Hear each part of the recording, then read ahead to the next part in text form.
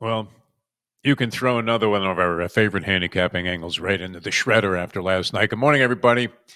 Welcome to another edition of Bury Your Bookie. I'm Jeff DeForest. Bury was the key word because you would have thought you were attending a funeral, that you were actually, I think it was more dramatic than even the burial of the Pope or the ceremony surrounding it at the Vatican. Watching the Miami Heat last night, if you had had the Heat and 54 and a half, you're still a loser.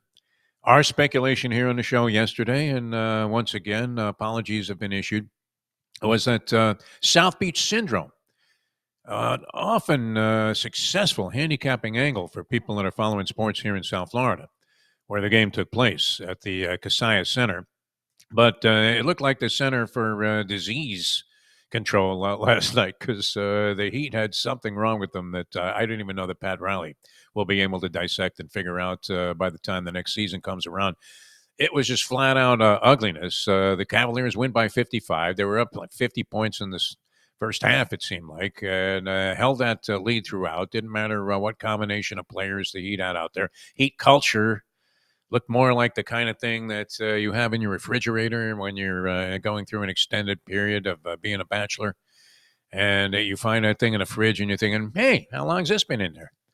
And you look inside and there's a culture in there that not even Louis Pasteur would want to lay a finger on. And there's still a stench hovering over the city of Miami right now as people are making their way to various destinations of employment and having things to do.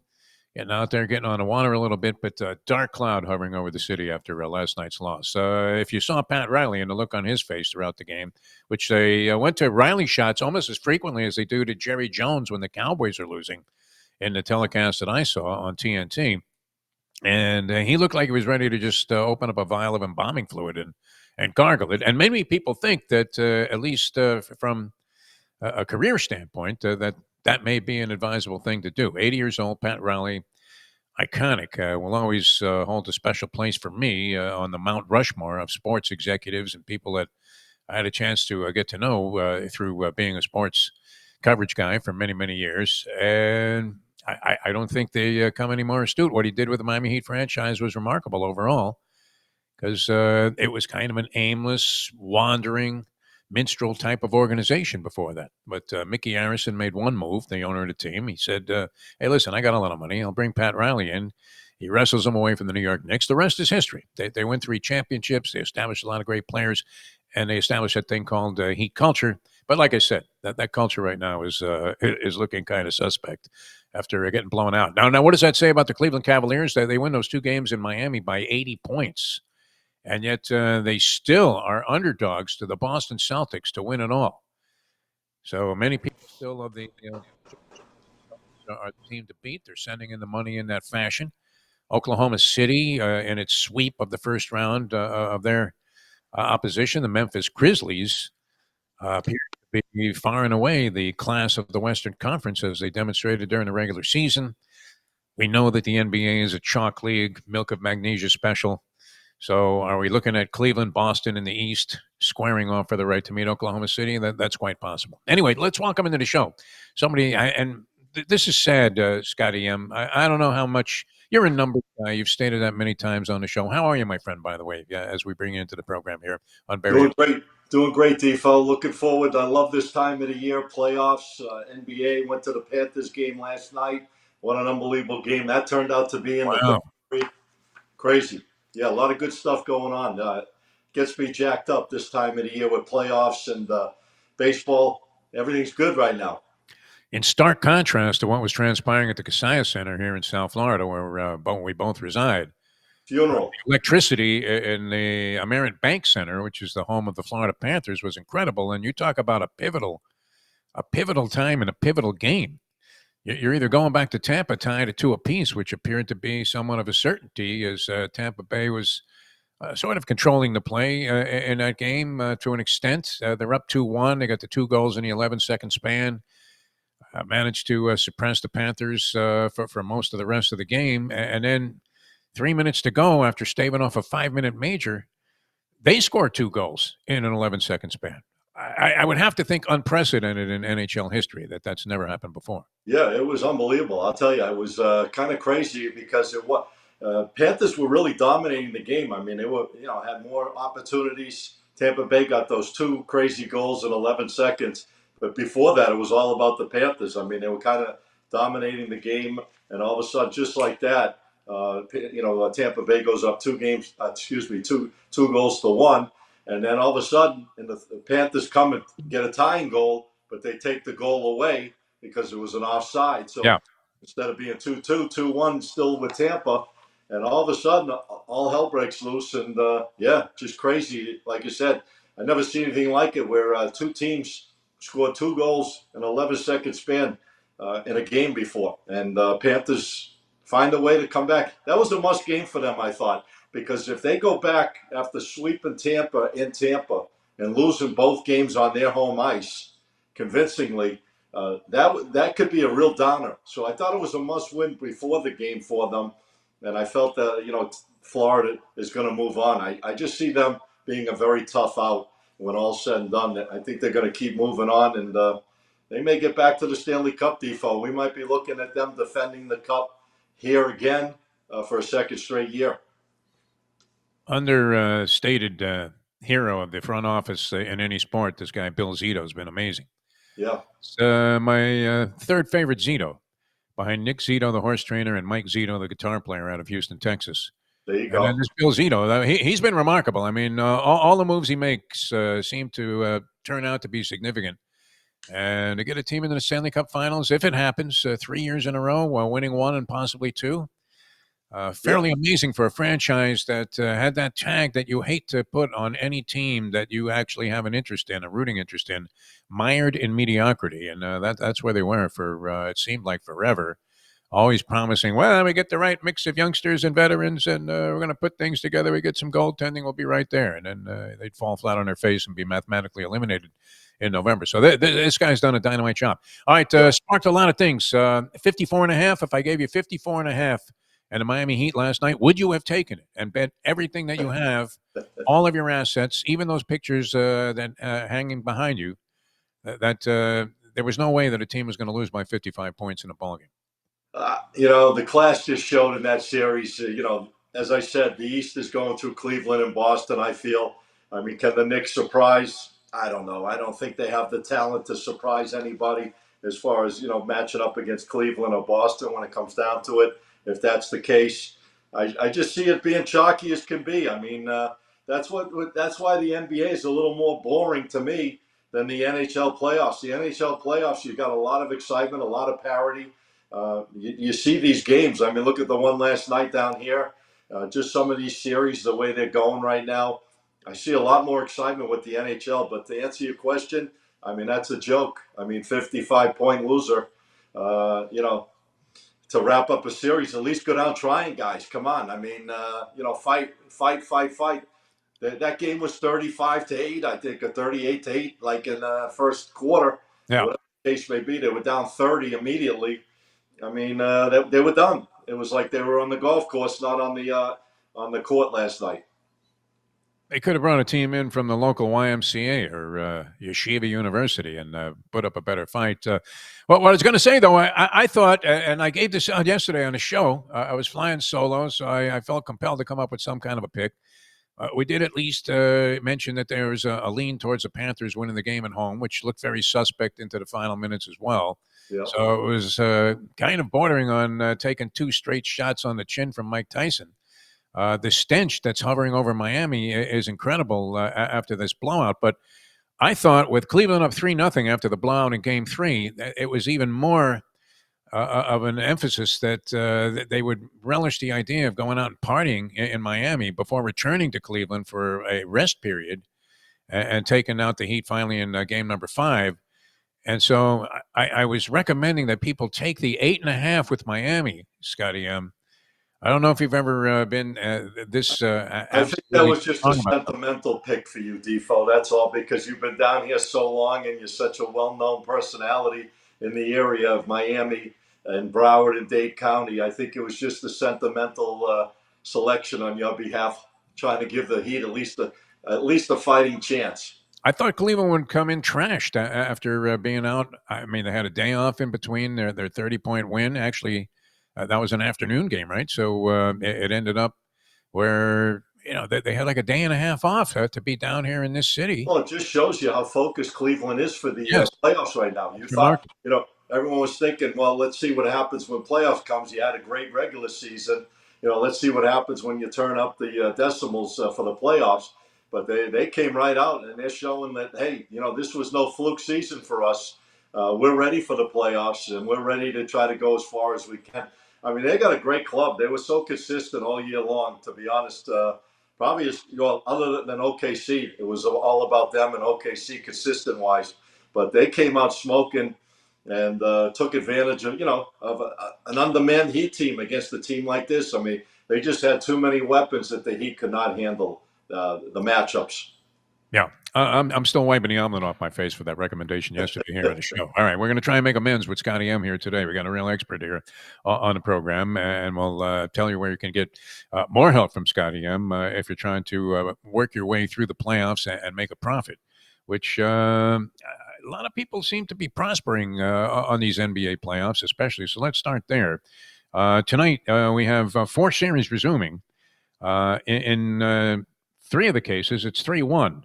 You got Yeah. Indy 3-1 over Milwaukee. The Knicks 3-1, courtesy of that blown call at the end of the game against Detroit over the Pistons. Boston looking like they're in a prime position to close out the Orlando Magic at 3-1, and they're at home.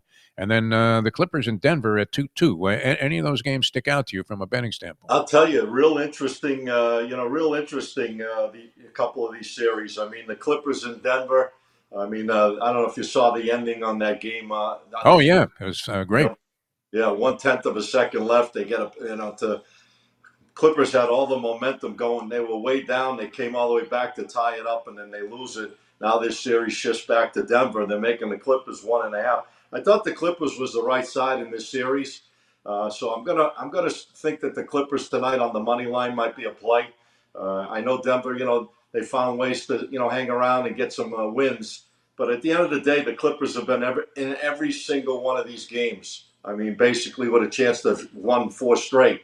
Right. So I think they match up well against them. It shows it right there. I think the Clippers is the play in this game tonight. The number they're making them a small price, 1.5. I would just money line it. Whoever wins kind of game because it seems like it's been coming down to the end. But I like the Clippers in that one. And an interesting play for me. I mean, this Detroit Knicks series has been wild. I mean, a couple of the endings of these games, have been like really strange endings. But the Knicks they were 7.5 at home earlier in the series. Now they're 5.5. I think the Pistons stay in this game tonight. I'd adjust that line to 6.5. They've been playing really well against them. I mean, they're down 3-1. I get it, but they've been in every game.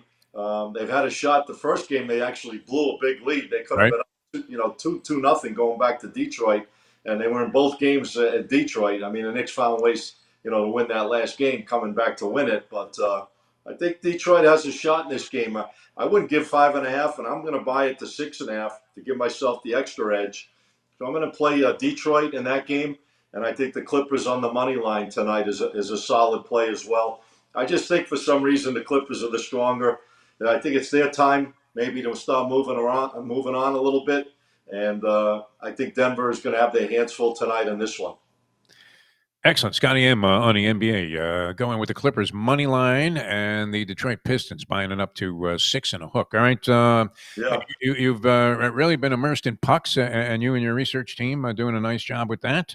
Yes. We had, of course, the Dallas Stars now emerging with a 3-2 lead over Colorado. They scored 9 seconds into the game. That was part of the action last night. We talked about the Panther Lightning series. And tonight, you have 4 more series resumptions.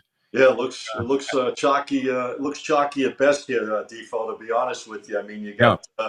you got the Vegas Knights. Their backs against the wall. That series is tied 2-2, and they were lucky to pull that game out in overtime, or they would have been down 3-1. So they send it back home now 2-2. They're a 240 favorite. I mean, Minnesota's been hanging around in those games. It looks a little pricey to me. I wouldn't touch that game with a 10-foot pole. The only series that looks interesting to me, the LA Kings and Edmonton, and I thought that would be a good series. and I favored the Kings to win that series from the beginning. And the home cooking's been good for this series. Obviously, Edmonton came back the other night. I don't know how they found a way to come back and win that game, but they would have been down 3-1 going back to LA tonight. I think the Kings home cooking with them, that crowd, that whole element out there in LA for hockey, they got a real buzz going on out there. This LA Kings team, I feel, is a real team. I mean, Edmonton has a little more experience maybe because they went to the finals and they got a solid club. But I think the LA Kings on their home ice tonight, I'd lay the 130 with them. Seems like the home ice has been working. Two wins LA at home, 2 wins for Edmonton in their building. I'm going to go with the third win tonight for the Kings. I think they're going to win this series somehow, some way. So I don't see them dropping tonight if they're going to win this series, because that would put a lot of pressure on them to beat a team like Edmonton if they get out 2-3, 3-2 Edmonton in the series going back to Edmonton. They'd have to win a couple of huge games. So I like the Kings in this spot tonight in the NHL. That's the other games. I mean, it just look Toronto looking to wrap it up. They're up 3-1. They're a $1.80 favorite tonight. I'm not gonna. And they're looking to play the Panthers. I don't know if you heard the Canadian fans bring on the Panthers again. You shouldn't wish for stuff like that, guys. No. You wish for something like that, it could be an ugly wish. I'll tell you that. It could be a nightmare, not a wish. But Toronto should wrap it up. And obviously Carolina's heads above, I feel, the Devils anyway. So, looks chalky tonight. I'm going to go with the Kings, though, as my play in the NHL hockey. All right, excellent. Anything else on the board attract you? You mentioned Major League Baseball. Are you inclined to bet anything that's Yeah, I mean, we've been doing the baseball. We've been doing really well. I mean, can't complain. Steady, consistent. I mean, can't win them all, but a team that's been playing really well right now versus a team that hasn't been playing well on the road is Cincinnati's won 5 in a row. The St. Louis team can't get a win. They're playing terrible on the road this year. I like Cincinnati. I had them last night. I thought they'd win. The price was kind of low. I was surprised it was only a 115, 120. Just the way St. Louis has been playing, they're just not getting any support at all on the road. I like the Reds in this spot. I mean, minus 145. They got a pitcher in Singer that's 4-0. He's got a 3.62, but he's going against Mikolos, who's 0-2 with almost a 6 ERA. So I don't see it. I see Cincinnati continuing their winning ways, going for their 6th in a row. I'll bet against the team that's playing terrible on the road against the team that's playing well at home. Playing well, period, 5 in a row. So I'll take Cincinnati in that spot, laying the 140, 145. That's really the only thing I saw in baseball that's really kind of stood out for me, because I like the way Cincinnati's moving and grooving right now, and I don't like the way St. Louis is playing, especially on the road. They're just not. They're not finding ways to win games. They're finding ways to lose them. So I'll take a team that's winning against a team that's finding ways to give them away. So that's my play for tonight in baseball. all across the board? Did you make a Derby pick yet? No, who do you like, by the way? I don't follow the horses like I used to. I mean, I used to love going down there. Yeah. I saw you there many, many times, making a lot of money, running around, jumping up in the air, with a crowd of people around you, asking for your autographs for your winning selections out there. But yeah, I'm not a big horse guy anymore. But I do love watching the Derby. Yeah. Anything you're looking at? I still haven't formulated my strategy yet. It's fairly wide open. So I'm looking to find the bombs that I think have a chance, and I'm going to narrow that down. Now we'll have our selections released on Friday Okay, here on the cool. show. But yeah, I mean the usual suspects. I'll be listening. Yeah, they figure there are horses in there that you're thinking, how is this horse going to be out of the money? My friend loves Sandman. And he loved him a long time back before he won the Arkansas Derby. He loved this horse. And so I definitely use him in my exotic equation. Hearing a lot of buzz about that horse, Stifo, Sandman. But I was watching the drawing. I actually watched the drawing the other day for the Philly race, and obviously, and the Derby drawing. Right. The other day, and I heard a lot of buzz. A lot of people were talking about Sandman. Sandman. Some kind of story or something with that young guy, social media guy that owns Yes. that horse. Yeah, he's from like Paris, Kentucky, and somehow he got involved in horse ownership. I guess he made a fortune on Right. social media. And he's involved with this guy that owns the Panthers, Vinny Viola, who's had Oh, nothing but success. I believe Viola's already had 2 Derby winners. yeah. Isn't he partners with the other guy that owns a bunch of big horses? Vinny, he's with that other big horse owner. God, I Yeah, think. yeah, and so yeah, connections are very solid there, and we'll see what happens. There might be a little serendipity involved, but more people are on to the horse after that Arkansas Derby than there were before. So if you bet this horse in the future book, you're probably getting a big fat price. But on Derby Day, I would imagine Sandman goes off as maybe like a 5-1 second or third choice. We'll see. Journalism is way to What's your thoughts on Ryan Garcia coming back after a year suspension? He's fighting Saturday night, I believe, in New York. I'm not sure who he's fighting against, but I think he's a huge favorite. Do you follow Ryan Garcia at all? Yes, interesting saga there. Yeah, As I mean, his many travails were well documented, and then he gets in and tests positive for roids, out for a year. right. Guy has a lot of talent, no question. When he was in there with the kid Yeah, from Baltimore, Devin Haney. Hank Davis. He outclassed Devin Haney in that. They're looking to put that fight back together, I think, down the Yeah, road. That's going to be a big payday for those young guys. But yeah, Ryan Garcia, man, I watch some of those videos he does out there on social media. amazing It's hands. amazing what he does with the Yeah, punching bag and just how quick, unbelievable some of the stuff he can do. good He's hand an speed, amazing good power. talent. Yeah, and you know, against a really good guy, didn't Tank Davis smoke the kid in about 7 rounds or something? Yeah, Really kind of picked him apart. Although, and Davis had very few strong moments in that fight. But yeah, against Haney, he ends up winning, gets suspended. I would think you could probably go with the chalk in a 4-fight parlay for a very, very, very small profit because it looks to me like all of the fights on the card, they're going to have it outside at Times Square, not Madison Square Garden, but in Times Square yeah. outside.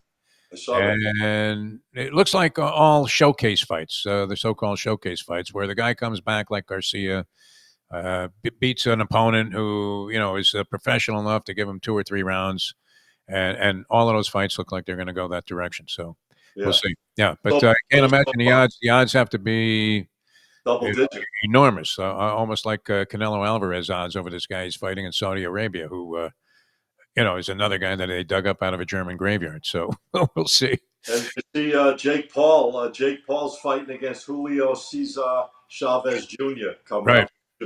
That's going to be another waste fight, I'm sure. I would imagine. I mean, as most Cesar Chavez Jr. fights became when he decided he was just going to eat his way out of the game. Yeah. Scotty M, always a pleasure, my friend. Good luck with all your plays. Thanks so much, as always, for joining us. All right, Defo, be good. All right, Scotty M, ladies and gentlemen, with us here on the show. So South Beach Syndrome failed us. We thought the Cavs would be out there getting wasted on South Beach, which is a very popular destination for young people that have a ton of cash to blow. And the NBA certainly would fit the bill. It's been legendary in terms of helping the Heat over the years with visiting teams coming to town. Didn't work in this case. 55-point blowout. I don't know that we put a line through the theory into perpetuity, but sorry, people, but it just didn't work out for us yesterday. All right, we'll see you guys tomorrow. Trey West will join us from out on the West Coast. For Scotty M, I'm Jeff DeForest. Thanks for watching today's edition of Bury Your Bookie.